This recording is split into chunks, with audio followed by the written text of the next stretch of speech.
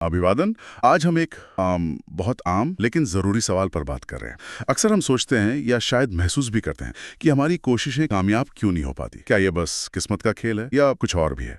हमारे पास आज एक स्रोत है जिसका शीर्षक है दक्षता का महत्व, असफलता से सफलता की ओर। तो आइए इसी के जरिए समझने की कोशिश करते हैं कि ये दक्षता क्या बला है और इसका हमारी नाकामयाबी से क्या लेना देना हो सकता है। तो सबसे पहले ये दक्षता है क्या, मतलब कैसे परिभाषित करेंगे इसे? स्रोत तो इसे काफी सीधे तरीके से बताता है। हाँ बिल्कुल, स्रोत कहता है कि ये किसी काम को सही ढंग से करने की काबिलियत है, सही ढंग से और समय पर भी। अच्छा, समय पर। और एक और चीज, कम से कम साधनों का इस्तेमाल करके।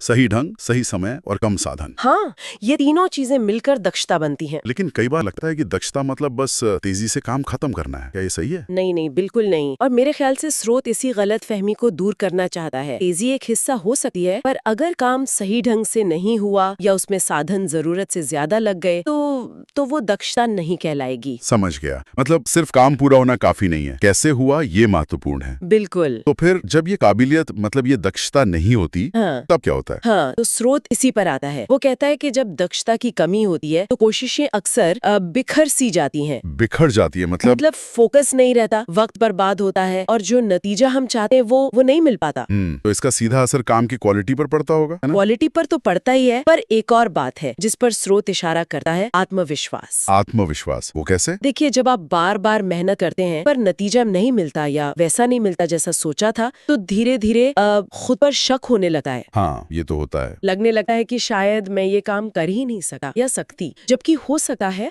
असल प्रॉब्लम दक्षता की कमी हो, न कि आपकी काबिलियत की। सही बात है। स्रोत में शायद इसका कोई उदाहरण भी दिया है। हाँ, एक बहुत अच्छा उदाहरण है।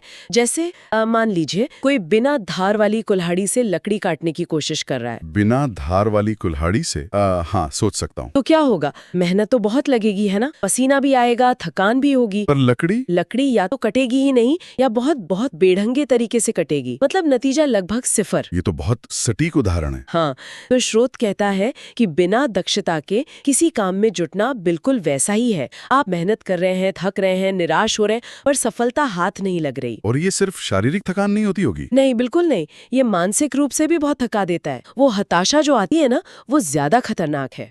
और यहाँ एक बहुत जरूरी बात है जो मुझे लगी। स्रोत इसे सिर्फ धीमी रफ्तार या ज्यादा मेहनत से नहीं जोड़ रहा, वो इसे सीधे सीधे असफलता से जोड़ रहा है। बिल्कुल, यही सबसे अहम नुकता है। ये सिर्फ एक असुविधा या थोड़ी ज्यादा मेहनत की बात नहीं है। स्रोत के अनुसार दक्षता की कमी असल में आपकी नाकामयाबी का एक मुख्य कारण बन सकती है। यानी ये कोई छोटी मोटी बात नहीं है। नहीं, स्रोत तो यहाँ तक कहता है कि दक्षता का विकास करना, मतलब अपनी स्किल्स को बेहतर बनाना, वो असफलता से बचने की एक महत्वपूर्ण कुंजी है। एक कुंजी, चाबी। हाँ, जैसे ताला खोलने के लिए सही चाबी चाहिए, वैसे ही सफलता के लिए दक्षता चाहिए। ये आपको संभावित असफलता से बचा सकती है। ये तो एक तरह से तैयारी करने जैसा हुआ, रिस्क मैनेजमेंट। बिल्कुल सही। आप पहले से अपने औजार तेज कर रहे हैं ताकि जब काम करने जाए तो नाकामी का खतरा कम हो। तो अगर हम इस पूरी चर्चा को समेटें तो क्या कहेंगे? मुख्य बात क्या निकल कर आई? मेरे ख्याल से मुख्य बात ये है कि दक्षता सिर्फ तेजी नहीं है।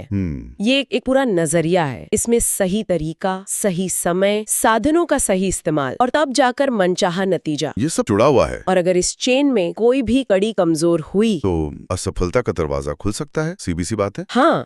ये वाकई सोचने वाली बात है। हाँ, और यहीं से एक सवाल मन में आता है। क्या सवाल? अगर दक्षता की कमी एक बिना धार वाली कुल्हाड़ी की तरह है, जो मेहनत तो करवाती है पर नतीजा नहीं देती, तो हम अपने रोजमर्रा के जीवन में, चाहे वो पर्सनल हो या प्रोफेशनल, अपने औजारों को कैसे तेज रख सकते हैं? औजार मतलब? हमारे स्किल्स, हमारी आदतें, हमारे तरीके। हाँ बिल्कुल, हमारे काम करने का तरीका, हमारी सोचने की प्रक्रिया। तो सवाल ये है कि आज हम ऐसा कौन सा एक छोटा सा कदम उठा सकते हैं जिससे हमारे ये औजार थोड़े और पैने हो जाएं, ताकि कल बेहतर नतीजे मिल सकें। हाँ, शायद इसी सवाल पर सोचने से हमें कुछ नई दिशा मिल जाए। बिल्कुल, सोचने के लिए एक अच्छा बिंदु है।